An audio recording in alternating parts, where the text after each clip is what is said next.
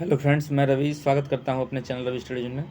तो दोस्तों, वो जो वन लाइनर मैंने स्टार्ट किया हुआ था तो उसका ये ज्योग्राफी का सेकंड पार्ट है। ठीक है, इसके पहले मैंने ज्योग्राफी का एक वीडियो और अपलोड किया है और ये सेकंड वीडियो है। ठीक है, तो आप लोग पहली बार विजिट कर रहे हैं तो हमारे चैनल को सब्सक्राइब कर दीजिए, लाइक कीजिए और शेयर कीजिए। और इसके पहले का जो वीडियो आप लोग नहीं देखे हैं वो प्लेलिस्ट में जाकर आप लोग देख लीजिए। ठीक है, तो चलिए क्वेश्चन की ओर चलते हैं। तो देखिए, हमारा पहला सवाल क्या है। सर्वप्रथम इंडिया शब्द का प्रयोग भारत के लिए किस भाषा में किया गया था। ठीक है, तो सर्वप्रथम इंडिया शब्द का प्रयोग भारत के किस भाषा में किया गया था, तो ग्रीक भाषा में। ठीक है, नेक्स्ट, भारतीय मानक समय आधारित है 82 डिग्री 30 अंश पूर्व देशांतर। ठीक है, आगे देखिए, इंडियन स्टैंडर्ड टाइम और ग्रीनविच टाइम में कितना अंतर होता है, 5 घंटे 30 मिनट का। और दोस्तों, जो जो इम्पोर्टेंट क्वेश्चन है, जो जो डायरेक्ट एग्जाम में आते हैं वही क्वेश्चन है, सिर्फ ज़्यादा एक्स्ट्रा क्वेश्चन इसमें नहीं है। तो आपके पास टाइम भी शॉर्ट है और इसको 1 से 2 बार देख लीजिए, आपका कन्फर्म हो जाएगा। ठीक है, नेक्स्ट देखिए, भारत की स्थलीय सीमा की लंबाई कितनी है, तो यह है 15,200 किलोमीटर। भारत की उत्तर से दक्षिण की लंबाई 3214 किलोमीटर। ठीक है, भारत की पूर्व से पश्चिम तक की लंबाई 2933 किलोमीटर। भारत की तट रेखा की लंबाई 6100 किलोमीटर। ठीक है, आगे देखिए, भारत का क्षेत्रफल विश्व के कुल भौगोलिक क्षेत्रफल का कितना है, तो 2.4%। ठीक है,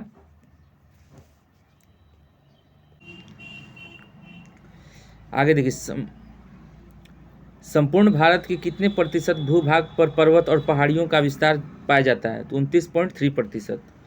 भारत के कितने राज्य समुद्र के किनारों पर हैं, तो 9 राज्य समुद्र के किनारे पर हैं। ठीक है, आगे देखिए, भारत में सबसे लंबी तट रेखा वाला राज्य है, तो वह है गुजरात।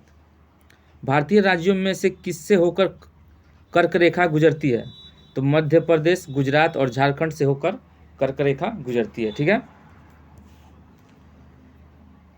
आगे देखिए, कौन सी अक्षांश रेखा भारत के मध्य से होकर गुजरती है, तो कर्क रेखा भारत के मध्य से होकर गुजरती है। ठीक है, नेक्स्ट देखिए, कर्क रेखा भारत के कितने राज्यों को होकर गुजरती है, तो 8 राज्य में। ठीक है, किस राज्य से होकर कर्क रेखा गुजरती है, तो गुजरात, राजस्थान, पश्चिम बंगाल, ये सब है। आगे देखिए, भारत की मुख्य भूमि का दक्षिणी नोक है कैप कैमोरीन। ठीक है, और इसमें और भी है, जो कर्क रेखा भारत के कितने राज्यों से होकर गुजरती है, तो 8 है। किस किस राज्यों से होकर कर्क रेखा गुजरती है, तो 4 इसमें दिया है। 4 ऑप्शन में जो था वो हमने डायरेक्ट लिखा है, 4 जो नहीं था वो हम नहीं लिखे। ठीक है, आगे देखिए, भारत की मुख्य भूमि का दक्षिणी नोक है कैप कैमोरीन। नेक्स्ट देखिए, भारत के दक्षिण में सबसे दूर स्थल कौन सा है, तो दक्षिण में सबसे दूर स्थल है इंदिरा पॉइंट, जो कि अंडमान निकोबार द्वीप समूह है। ठीक है, आगे देखिए, भारतीय भूमि का सर्वाधिक उत्तरी भाग है, तो वह सर्वाधिक उत्तरी भाग है इंदिरा काल। भारत और श्रीलंका को अलग करने वाली जल राशि है पाक जल संधि। भारत और चीन के बीच रेखा सीमा बनाने वाली रेखा है मैकमोहन रेखा। भारत और पाकिस्तान के बीच सीमा बनाने वाली रेखा रेडक्लिफ रेखा। किस देश के साथ भारत की अंतर्राष्ट्रीय सीमा लगती है, तो बांग्लादेश, पाकिस्तान और भूटान। ठीक है, और देखिए, जो ऑप्शन में था उसके अकॉर्डिंग मैंने क्वेश्चन लिखा है, तो जो पॉइंट छूटा होगा उसका आप मैनेज कर लीजिएगा। टाइम कम होने के कारण ज़्यादा कुछ हम इंगेज नहीं कर पा रहे हैं, तो ठीक है। आगे देखिए, किस भारतीय राज्य की समुद्र तटीय सीमा सबसे छोटी है, तो गोवा राज्य की समुद्र तटीय सीमा सबसे छोटी है। ठीक है, आगे, भारत की सबसे लंबी अंतर्राष्ट्रीय सीमा किस देश के साथ है, तो सबसे लंबी अंतर्राष्ट्रीय सीमा रेखा बांग्लादेश के साथ है। सबसे छोटी स्थलीय सीमा भारत के किस देश के साथ है, सबसे छोटी स्थलीय सीमा भारत के भूटान देश के साथ है। ठीक है, आगे देखिए, गारो खासी एवं जनजातियां पहाड़ियां संरचना एवं उत्पत्ति की दृष्टि से किसका भाग है, तो यह भाग है प्रायद्वीपीय पठार का। ठीक है, आगे देखिए,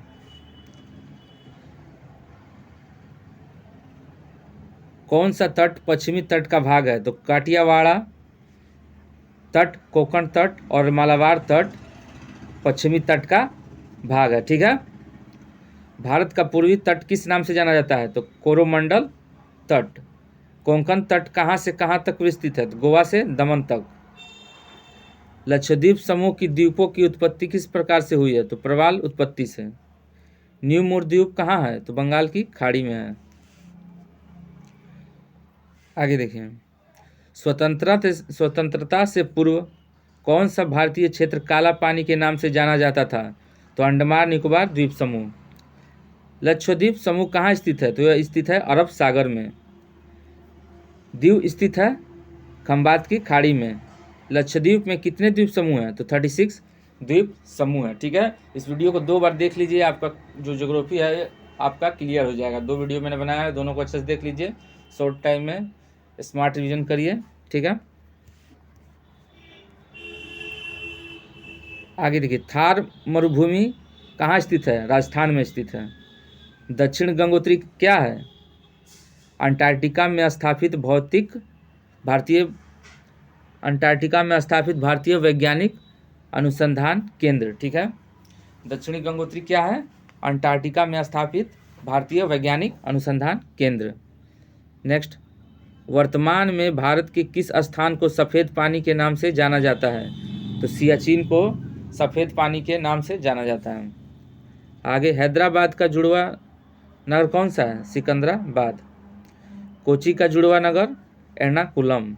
भारत का एकमात्र शीत मरुस्थल लद्दाख। ठीक है, याद रहेगा। आगे देखिए, भारत का क्षेत्रफल कितना है? 32,87,263 वर्ग किलोमीटर।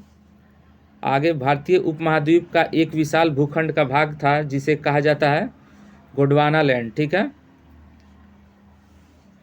आगे, कौन सा राज्य कर्क रेखा के उत्तर में स्थित है? तो मणिपुर कर्क रेखा के उत्तर में स्थित है। ठीक है, आगे, कौन सा नगर कर्क रेखा से निकटतम दूरी पर स्थित है? तो अगरतला जो है वो कर्क रेखा से निकटतम दूरी पर स्थित है। ठीक है, कर्क रेखा के उत्तर में स्थित है मणिपुर, और कर्क रेखा से निकटतम दूरी पर स्थित है कौन सा नगर? अगरतला। दोनों में कन्फ्यूजन होगा तो आप देख लीजिए क्या है क्वेश्चन में, कैसे बोलेगा तो क्या लिखना है आप समझ लीजिए। जो कन्फ्यूजन वाला क्वेश्चन है उसको मैंने एक ही जगह पे ला कर रख दिया है कि ताकि आपका कन्फ्यूजन क्लियर होता रहे। एक होता है कि यहाँ पर एक क्वेश्चन है, उस सेट में वो क्वेश्चन है, फिर वहाँ तीसरा क्वेश्चन उसमें है, तो कन्फ्यूज़न हमारा रहता ही है। तो जो कन्फ्यूज़न वाले क्वेश्चन है उसको मैंने एक साथ ला कर रख दिया है, तो आप इसमें कन्फ्यूज़न जो होगा आपका टॉपिक में वो भी आपका क्लियर हो जाएगा। ठीक है, नेक्स्ट देख, किस राज्य की सीमा सर्वाधिक राज्यों की सीमा को स्पर्श करती है? बताइए, किस राज्य की सीमा सर्वाधिक राज्यों की सीमा को स्पर्श करती है? तो उत्तर प्रदेश। ठीक है, आगे, कौन केंद्र शासित प्रदेश है? तो दमन व द्वीप, लक्षद्वीप, पुदुचेरी। ठीक है, अकॉर्डिंग टू ऑप्शन के हिसाब से ये लिखा गया है। ठीक है, भारत में कितने राज्य व केंद्र शासित प्रदेश हैं? तो 29 राज्य व 7 केंद्र शासित प्रदेश हैं। ठीक है, नेक्स्ट देखिए, भारत किस गोलार्ध में स्थित है? तो उत्तर और पूर्वी गोलार्ध में भारत स्थित है। ठीक है, और दोस्तों इसका जो नॉन टेक्निकल का प्रैक्टिस सेट जो मैंने स्टार्ट किया था, 9 प्रैक्टिस सेट मैंने अपलोड किया है। अगर आप लोगों ने 9 देख लिया है तो आप लोग का कुछ अच्छा ही तैयारी हो गया होगा। और अब मैं उसका प्रैक्टिस सेट अपलोड नहीं करूँगा, अब तो 2 दिन बचा है, तो मैं सिविल का टेक्निकल क्लास कुछ क्वेश्चन करा दूंगा। ठीक है, तो जो लोग सिविल के हैं वो देख लीजिएगा, आपका शॉर्ट रिवीजन हो जाएगा। ठीक है, तो आगे देखिए, पोर्ट ब्लेयर स्थित है दक्षिणी अंडमान में। ठीक है, नेक्स्ट, राम सेतु कहाँ पर स्थित है? तो पाक जलडमरू मध्य में। आगे, भारत की सबसे बड़ी जवाहर सुरंग किस राज्य में स्थित है? तो वो स्थित है जम्मू और कश्मीर में। नेक्स्ट देखिए, उड़ीसा में एपीजे अब्दुल कलाम के नाम पर किस द्वीप का नाम रखा गया है? तो व्हीलर द्वीप का नाम एपीजे अब्दुल कलाम के नाम पर रखा गया है। आगे, सियाचिन ग्लेशियर भारत के किस राज्य में है? तो वह है जम्मू कश्मीर में। किस राज्य में कोंकण मराठावाड़ विदर्भ स्थित है? तो महाराष्ट्र में। कहाँ से कर्क रेखा गुजरती है और उन्हें पूर्व से पश्चिम के क्रम में लगाइए? ठीक है, तो देखिए, कहाँ से कर्क रेखा गुजरती है और उन्हें पूर्व से पश्चिम की कर्म लगाई? तो पूर्व से पश्चिम की ओर में लगा हुआ है, ठीक है, कर्म में अकॉर्डिंग टू ऑप्शन बनाया गया है इसको, ठीक है।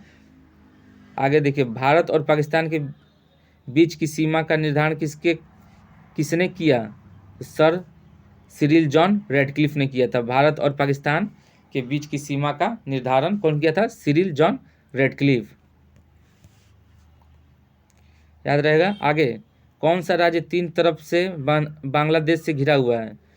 कौन सा राज्य तीन तरफ से बांग्लादेश से घिरा हुआ है? तो त्रिपुरा जो है तीनों तरफ से बांग्लादेश से घिरा हुआ है।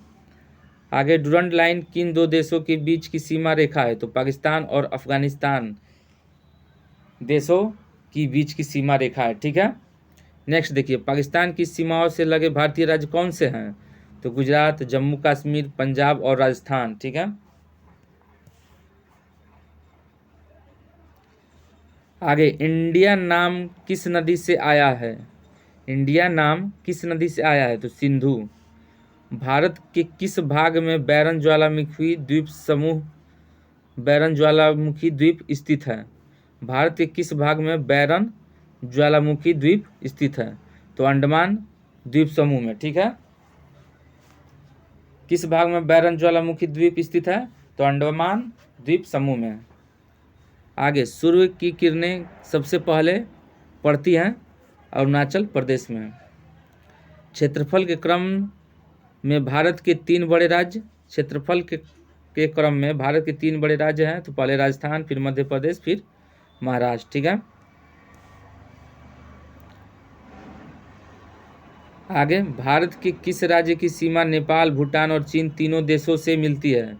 तो सिक्किम, ठीक है। भारत के किस राज्य की सीमा नेपाल, भूटान और चीन तीनों देश से मिलती है? तो सिक्किम की, ठीक है। आगे, अरावली एवं विंध्य श्रृंखला के मध्य कौन सा पठार स्थित है? तो मालवा का पठार स्थित है। आंध्र प्रदेश की नई राजधानी है अमरावती, ठीक है दोस्तों।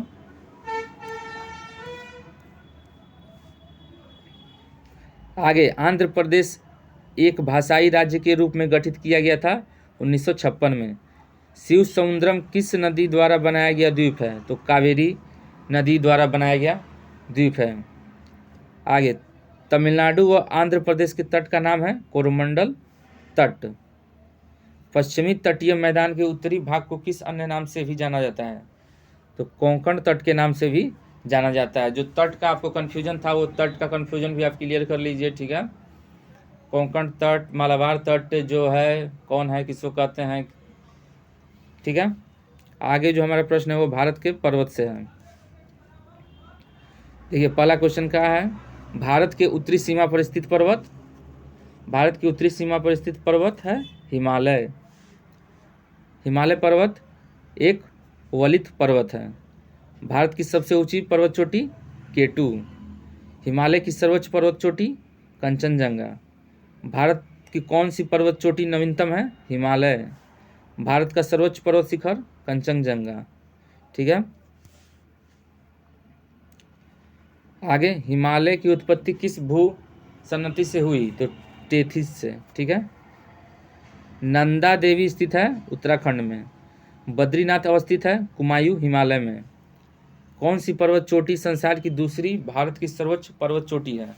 गाडविन आस्टीन, ठीक है, संसार की दूसरी और भारत की सर्वोच्च पर्वत चोटी है, ठीक है। और प्रथम कौन चोटी है संसार की सबसे ऊंची? तो माउंट एवरेस्ट, ठीक है। नेक्स्ट देखिए, और गाडविन आस्टीन को ही हम कहते हैं K2। 11 नंबर, सबसे प्राचीन पर्वत श्रेणी अरावली। अरावली पर्वत का सर्वोच्च शिखर गुरु शिखर। पश्चिमी घाट क्या है? एक भ्रंश कगार, ठीक है। आगे, किस पर्वतमाला को सह्याद्री के नाम से भी जाना जाता है? तो पश्चिमी घाट को सह्याद्री के नाम से भी जाना जाता है। प्रायद्वीपीय यानी कि दक्षिण भारत में उच्चतम पर्वत चोटी है अनाईमुड़ी, ठीक है। प्रायद्वीपीय भारत का जो सबसे उच्चतम चोटी है उसको क्या कहते हैं? अनाईमुड़ी, वो अनाईमुड़ी है, ठीक है। आगे, पूर्वी घाट एवं पश्चिमी घाट पर्वत श्रेणियों का सम्मिलन स्थल है नीलगिरी पहाड़ी, ठीक है। भारत का सबसे दक्षिणतम भाग में स्थित पहाड़ियाँ कौन सी है? कार्डेमम, जो कि केरल में है। ठीक है। भारत का सबसे दक्षिणतम भाग में स्थित पहाड़िया, सबसे दक्षिणतम भाग में स्थित पहाड़िया कौन है? कार्डेमम, केरल में। ठीक है। 18 नंबर, गिरनार पहाड़िया स्थित है गुजरात। छोटा नागपुर पठार की सबसे ऊंची चोटी है पारसनाथ। आगे, अरावली श्रेणियाँ किस राज्य में स्थित है? तो राजस्थान राज्य में अरावली श्रेणियाँ स्थित है। ठीक है। आगे देखिए, नंदा देवी शिखर स्थित है, तो यह स्थित है उत्तराखंड में। 22 नंबर, कोड़ाई कनाल पर्वत श्रृंखला पर स्थित है पालनी। सॉरी, कोड़ाई कनाल किस पर्वत श्रृंखला पर स्थित है? तो ये स्थित है पालनी पर। ठीक है। आगे, किस राज्य में सबरीमाला स्थित है? तो केरल राज्य में सबरीमाला स्थित है।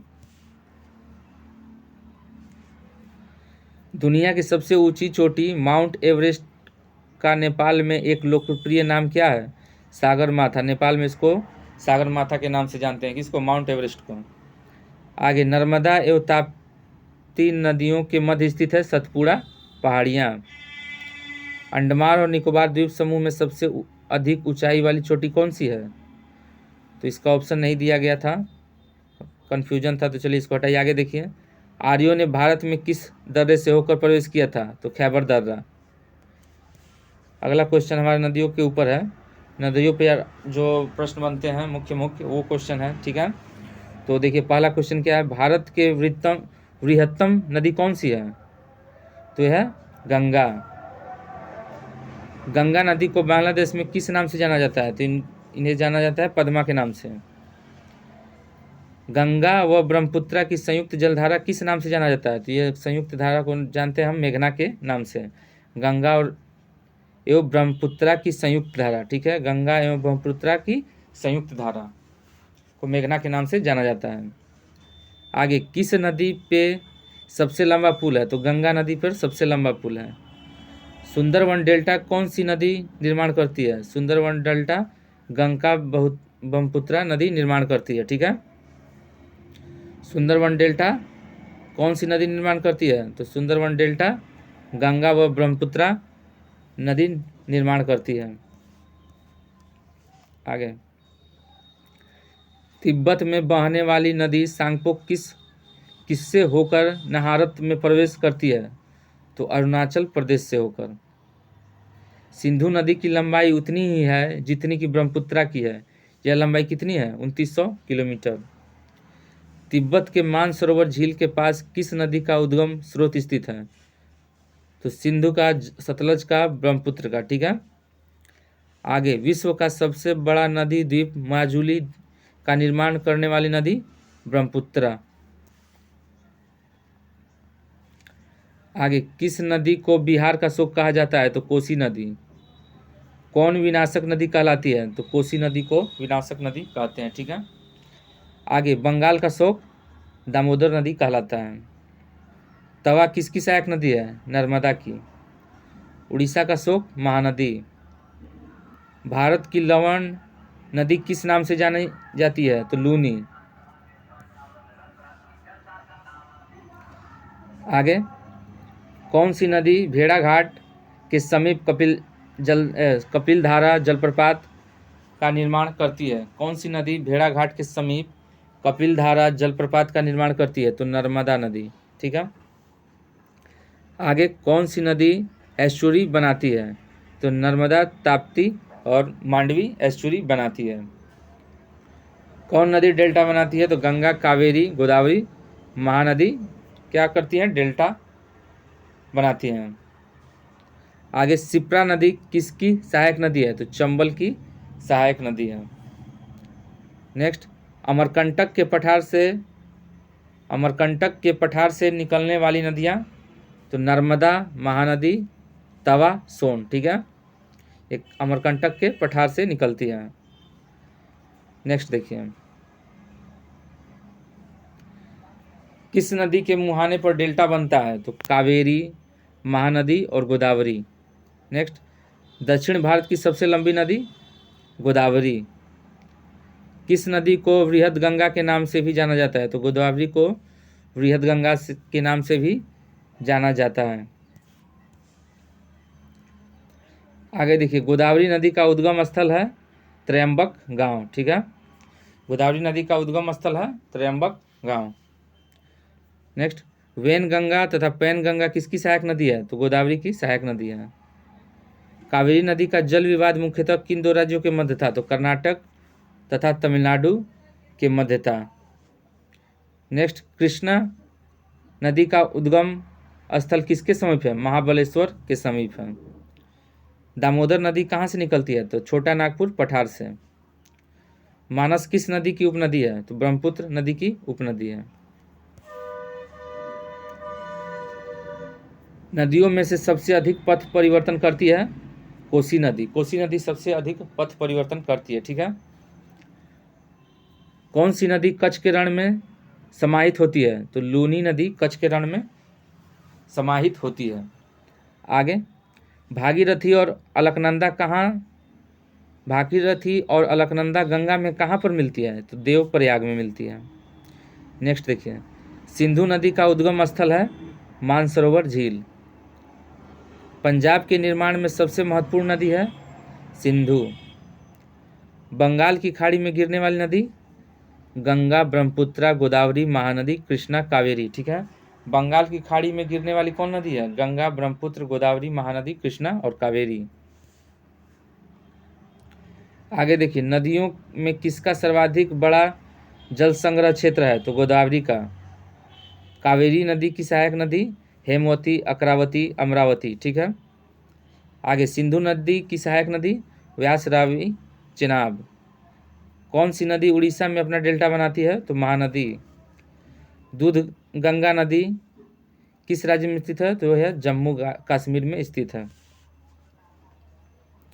यहाँ पे नदियाँ दिया गया है, यहाँ पर सहायक नदियाँ है। ठीक है, तो कृष्णा की सहायक नदी भीमा, ब्रह्मपुत्रा की सहायक नदी तीस्ता, गोदावरी की सहायक नदी इंद्रावती और यमुना की सहायक नदी चंबल। याद रहेगा। ठीक है, आगे देखिए, भारत और नेपाल के मध्य कौन सी नदी सीमा बनाती है? भारत और नेपाल के मध्य कौन सी नदी सीमा बनाती है? तो काली नदी क्या है? भारत और नेपाल के मध्य सीमा बनाती है। ठीक है, आगे, ब्रह्मपुत्र की सहायक नदी है दिबांग, कमेंग और लोहित। ब्रह्मपुत्र की सहायक नदी है दिबांग, कमेंग और लोहित। नेक्स्ट, कालिंदी नदी का दूसरा नाम है यमुना। आगे, भारत और बांग्लादेश के बीच एक जिस नदी को लेकर विवाद है उस नदी का क्या नाम है? तीस्ता। ठीक है, भारत और बांग्लादेश के बीच एक नदी को लेकर विवाद है, उस नदी का नाम है तीस्ता। तीस्ता नदी को लेकर भारत और बांग्लादेश के बीच विवाद है। आगे देखिए, आया क्वेश्चन हमारा भारत के जलप्रपात से है। ठीक है, तो देखिए पहला सवाल क्या है? भारत में सबसे ऊंचा जलप्रपात है जोग जलप्रपात, जो कि कर्नाटक में है। ठीक है, आगे, जोग या गरसोप्पा जलप्रपात का अन्य नाम है महात्मा गांधी जलप्रपात। ठीक है, आगे, जोग जलप्रपात किस नदी पर स्थित है? तो यह शरावती नदी पर स्थित है। धुआंधार जलप्रपात किस नदी पर स्थित है?